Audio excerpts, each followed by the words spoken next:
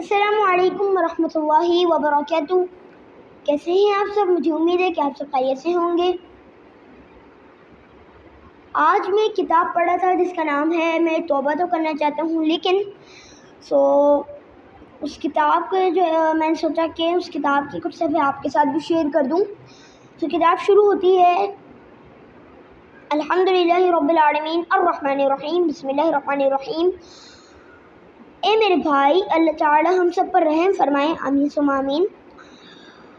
آپ کو معلوم ہونا چاہیے کہ اللہ تعالیٰ نے اپنے بندوں کو اخلاص کے ساتھ توبہ کرنے کا حکم دیا ہے۔ چنانچہ اللہ تعالیٰ فرماتا ہے یا ایھا الذین آمنوا توبوا الی اللہ توبا نصوحا، اے ایمان والو اللہ تعالیٰ کی حضور خالص سچی توبہ کرو۔ اللہ تعالیٰ کا کتنا بڑا احسان ہے کہ اس نے کرامن کاتبین کے لکھنے سے پہلے بھی ہمیں توبہ کے لیے ایک مہلت عطا فرمائی۔ چنانچہ رسول اللہ صلی اللہ علیہ وسلم نے ارشاد فرمایا، بائیں طرف کا فرشتہ خطا کار مسلمان بندے کی غلطی لکھنے سے 6 گھڑیاں قلم روکے رکھتا ہے۔ اگر وہ نادم ہو کر اللہ تعالیٰ سے معافی مانگ لے تو وہ کچھ نہیں لکھتا، ورنہ ایک برائی لکھی جاتی ہے اگر وہ گناہ کرے۔ اور دوسری مہلت اس غلطی کے لکھے جانے سے لے کر موت آنے تک کی ہے۔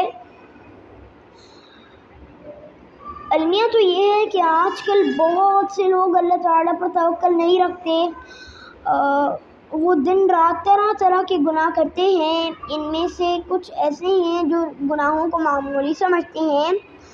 آپ دیکھیں گے کہ کئی لوگ صغیرہ گناہوں کو حقیر اور معمولی سمجھتے ہیں۔ مثلاً ان میں سے کوئی یہ بھی کہہ دیتا ہے کہ ایک اجنبی عورت کو دیکھنے یا اس سے مصافحہ کرنے میں آخر کیا حرج ہے۔ یہ لوگ نامحرم عورتوں سے میل جول رکھتے ہیں، برقی ذرائع ابلاغ میں بڑے غور سے دیکھتے ہیں، اور حتیٰ کہ جب انہیں معلوم ہوتا ہے کہ یہ حرکت حرام ہے تو بھی ان میں سے بعض افراد بے ساختہ پوچھتے ہیں کہ یوں بار بار دیکھنا آخر کس حد تک برا ہے؟ آیا یہ کبیرہ گناہ ہے صغیرہ؟ اس سلسلے میں صحیح بخاری میں جائزہ لیا جائے تو اصل حقیقت کھل جائے گی۔ حضرت انس رضی اللہ عنہ فرماتے ہیں، تم لوگ بعض ایسے کام کر گزرتے ہو جو تمہاری نظر میں بال سے بھی باریک ہیں، جبکہ ہم انہیں رسول اللہ صلی اللہ علیہ وسلم کے زمانے میں موبقات میں شمار کرتے تھے۔